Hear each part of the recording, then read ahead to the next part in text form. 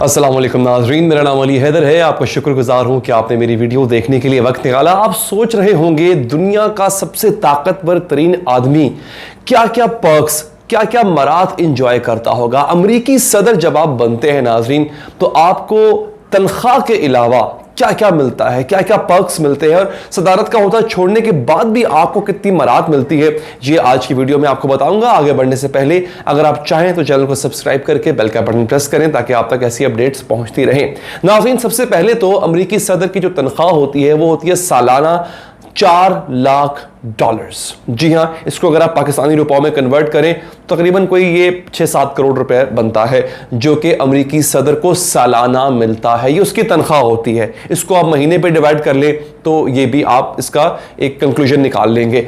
लिहाजा ये अच्छी खासी तनख्वाह होती है, क्योंकि उसके बाकी सारे एक्सपेंसेस जो हैं वो तो वैसे ही गवर्नमेंट उठा रही होती है, तो ये तो उसका यूं कह लें कि जेब खर्च होता है एक तरह से। अब डोनाल्ड ट्रंप जिस तरह से प्रेसिडेंट थे, उनको तो वैसे भी पैसे की कमी नहीं है, लेकिन उसके बावजूद जो उनको मरात मिलती हैं वो एक्स्ट्रा ऑर्डिनरी होती हैं। नाज़रीन, नंबर 1 पे है कि आप दुनिया का सबसे ताकतवर तरीन, दुनिया का सबसे सोफिस्टिकेटेड जहाज इस्तेमाल करते हो, जो कि बिल्कुल आपके कंट्रोल में होता है। इसका नाम है नाज़रीन एयरफोर्स 1। एयरफोर्स 1 में क्या है नाज़रीन? एयरफोर्स 1 एक ऐसा जहाज है जिसमें हर तरह के अटैक को रिपेल करने यानी उससे बचने की सलाहियत मौजूद है।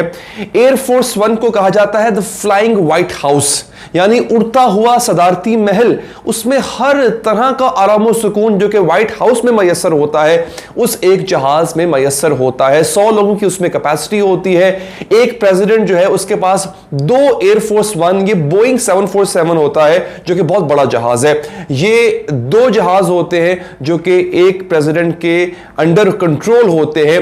वो अपने मिसाइल अपने जहाज में बैठा बैठा नाज़रीन, अगर वो फजा में भी है तो वहां से किसी भी तरह के अटैक का ऑर्डर दे सकता है। यहां तक कि एटमी अटैक का ऑर्डर भी प्रेसिडेंट उस जहाज में बैठा बैठा दे सकता है।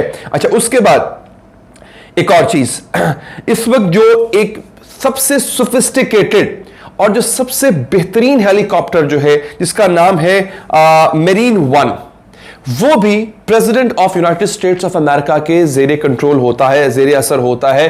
और ये वो जहाज, ये वो हेलीकॉप्टर होता है नाज़रीन, जो कि हर तरह के मिसाइल अटैक को रोकने और रिपेल करने की सलाहियत रखता है। इसका हुजम जो है वो एक आम हेलीकॉप्टर से बहुत बड़ा होता है। इसमें सीटिंग कैपेसिटी बहुत ज्यादा होती है। प्रेसिडेंट जहां भी फ्लाई करना चाहे इससे फ्लाई कर सकता है। अच्छा जी, उसके बाद प्रेसिडेंट के जेरे असर या उसके कंट्रोल में एक गाड़ी होती है जिसका नाम है द बीस्ट। जी हां नाज़रीन, आपने अक्सर देखा होगा प्रेसिडेंट जब कहीं आते जाते हैं तो एक बहुत ही बड़ी अजीबो गरीब किस्म की कार, जो कि आम तौर पे देखने को नहीं मिलती है, वो प्रेसिडेंट के पास होती है। प्रेसिडेंट उसमें सफर करता है। नाज़रीन, जो बीस्ट आप देख रहे हैं, इसकी आप तस्वीर भी देख रहे हैं, ये टोटल 12 कारें हैं ऐसी। ये सिर्फ बुलेट प्रूफ नहीं, ये बॉम्ब प्रूफ होती है। और ये अजीबो गरीब इस तरह से क्यों है? बेसिकली इसको कहा जाता है कि ये टैंक के फ्रेम पे बनाई गई है, और जो जितना टैंक का आर्मर होता है, यानी जितनी टैंक के लोहे की मोटाई होती है उतनी ही इसकी मोटाई होती है। जैसे टैंक पे कोई रॉकेट या कोई बंदूक की गोली या बम असर नहीं करता, इस तरह से इस लिमोजीन पर भी इस तरह का कोई हमला असर नहीं कर सकता। इसमें कम से कम जो है वो 5 से 6 लोग एक वक्त में बैठ सकते हैं, और ये एक अच्छी खासी महंगी गाड़ी होती है। इसकी जो कीमत है वो $1 मिलियन से लेकर $1.5 मिलियन तक है, यानी $15 लाख तक इसकी कीमत होती है।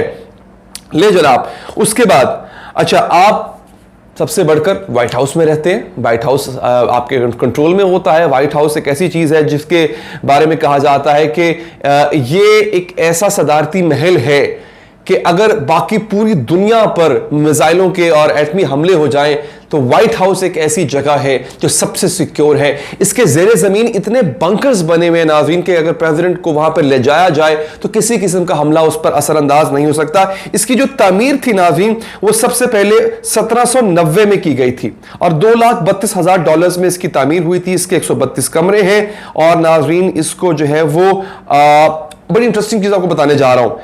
इसमें 1833 में इसमें सबसे पहले पानी की सप्लाई दी गई। उसके बाद 1837 में पूरा व्हाइट हाउस सेंट्रली हीटेड हो चुका हुआ था और 1881 में यानी 1881 में व्हाइट हाउस में लिफ्ट लग गई थी। आप देखिए कितना पुराना जमाना है, 1881, उसमें लिफ्टें जो हैं वो व्हाइट हाउस में लग चुकी हुई थी। अच्छा जनाब, उसके बाद क्या होता है, you earn post presidency office and travel expenses. आप जब प्रेसिडेंट नहीं भी रहते हो तब भी आपके जो ट्रेवल एक्सपेंसेस होते हैं, आपने कहीं भी सफर करना है नाजरीन, उस दौरान आपकी सिक्योरिटी और आपके ट्रेवल एक्सपेंस यानी आपका खर्चा जितना भी हो रहा है उस सफर पर, वो हुकूमत अमेरिका ही बेयर करती है। वो अमेरिका हुकूमत के जिम्मे होता है। आप कहीं भी सफ़र कर रहे हैं, कहीं भी जा रहे हैं, आपको सिक्योरिटी भी ए क्लास सिक्योरिटी फराहम की जाएगी। आपके ट्रैवल एक्सपेंसेस जो हैं वो भी प्रेसिडेंसी ही ऑफिस जो है वो बेयर करेगा। अच्छा जी, उसके बाद आपकी पेंशन जो है वो अच्छी खासी होती है, मतलब जितनी आप तनख्वाह ले रहे होते हो तकरीबन उससे थोड़ी सी ही कम जो है आपकी पेंशन होती है और आप प्रेसिडेंट का ओहदा छोड़ने के बाद भी अच्छी खासी ऐशो इशरत की जिंदगी गुजार रहे होते हो। तकरीबन नाजरीन $2,05,700 ये पेंशन होती है। तनख्वाह कितनी थी? $4 लाख, और पेंशन कितनी है? उससे आधी तकरीबन $2 लाख। ये भी करोड़ों रुपए बनते हैं अगर पाकिस्तानी रुपीस में बात की जाए नाज़रीन। अच्छा जी, फिर जनाब आपको अपना कंट्री होम मिलता है। कंट्री होम किसे कहते हैं? यानी आपका जैसे गांव में एक फार्म हाउस नहीं होता, इस तरह से हर प्रेसिडेंट को एक कंट्री होम मिलता है। उसका नाम है कैंप डेविड। कैंप डेविड आपने अक्सर सुना होगा जनाब, कुछ मुलाकातें हो रही हैं जनाब, हमारे मुशर्रफ साहब अक्सर जाया करते थे यहां से और सदर बुश से कैंप डेविड पे मुलाकात करते थे। कैंप डेविड बेसिकली इसलिए बनाया गया है कि जब प्रेसिडेंट थक जाए, उसका जहन जो है वो थोड़ा थक जाए काम कर करके, वो रिलैक्स करना चाहे, तो एक गांव की साइड पे उसको एक बड़ा खूबसूरत फार्म हाउस दिया गया है जिसमें स्विमिंग पूल है, जिसमें जिम है, जिसमें हेलीकॉप्टर हैंगर है, ये तमाम सहूलियात उसमें दी गई हैं और वहां पे जाके वो अपनी फैमिली के साथ चाहे या अकेला चाहे वो जाके रिलैक्स कर सकता है। तो उसको उसका अपना एक फार्म हाउस दिया जाता है। अच्छा जनाब, उसके अलावा तकरीबन 100 मुलाजमीन एक प्रेसिडेंट के अंडर होते हैं। जी हाँ, उसमें कुक है, उसमें सफाई करने वाला है, उसमें ड्राइवर, उसमें उसके पर्सनल जो है उसके कहने के उसकी हाउस हेल्प होती है, वो लोग। तो तकरीबन 100 मुलाजमीन होते हैं नाज़रीन जो कि एक प्रेसिडेंट को दिए जाते हैं। अच्छा जी, उसके अलावा आपको आपका अपना एक पर्सनल फिटनेस ट्रेनर मिलता है। ये बड़ी मजे की चीज होती है। वो कैसे कि देखिए, प्रेसिडेंट का फिट रहना बहुत जरूरी है, प्रेसिडेंट का सेहतमंद रहना बहुत जरूरी है। तो प्रेसिडेंट को उसका एक अपना पर्सनल ट्रेनर दिया जाता है जो कि उसको एक्सरसाइज करवाता है। वो देखता है कि प्रेसिडेंट को अगर फटीग हो रही है तो उसको उसकी रिलैक्सिंग एक्सरसाइज करवाई जाए, योगा करवाता है उसको। तो एक अच्छा पर्सनल ट्रेनर जो है वो गवर्नमेंट के एक्सपेंस पे वो भी प्रेसिडेंट को दिया जाता है। अच्छा जनाब, उसके अलावा आपके अपने व्हाइट हाउस में अगर प्रेसिडेंट का दिल चाह रहा है मूवी देखने का, फिल्म देखने का, तो बस सिनेमा तो जा नहीं सकता, तो उसके अपने अंदर जो है घर के अंदर यानी व्हाइट हाउस के अंदर एक छोटा सा होम थिएटर या मिनी सिनेमा वो उसको दिया जाता है, जहां पर हर नई रिलीज होने वाली मूवी की ऑप्शन होती है कि प्रेसिडेंट उसको देख सकता है अपनी फैमिली के साथ। अच्छा जनाब, उसके बाद हाँ जी, अच्छा, आप अगर प्रेसिडेंट वफात पा जाता है, साबिक मतलब लेट्स से इस वक्त जो है वो 4 प्रेसिडेंट जिंदा हैं साबिक। जिमी कार्टर है, उसके बाद जॉर्ज सीनियर बुश है, जॉर्ज बुश है और एक और है, मुझे नाम याद नहीं आ रहा। अच्छा, अगर इनमें से कोई वफात पाता है तो उसको स्टेट फ्यूनरल दिया जाएगा, मतलब ऐसे नहीं कि बस 4 लोग जाके दफना देंगे, उसको पूरे कौमी एजाज के साथ दफनाया जाएगा। तो ये एक बड़ी एक प्रिविलेज दी जाती है। अच्छा, आपके जो विजिटर्स होते हैं उसको एक स्टेट गेस्ट हाउस है बहुत ही आलीशान किस्म का, वहां पे ठहराया जाता है। यानी अगर कोई मिलने आ रहा है, उसका पर्सनल गेस्ट है प्रेसिडेंट्स का, तो उसकी जो जितना भी एक्सपेंस है वो भी प्रेसिडेंट हाउस ही बेयर करेगा, वो अपने पल्ले से कुछ नहीं खर्चेगा, उसको स्टेट गेस्ट में ठहराया जाएगा। ले जनाब, ये थे वो पर्क्स एंड प्रिविलेज जो किसी भी प्रेसिडेंट को मिलते हैं और मेरा ख्याल है शायद ये वजह है, एक तो इन पर्क्स के अलावा वो जो एहसास होता है कि मैं दुनिया का सबसे ताकतवर इंसान हूं। देखिए,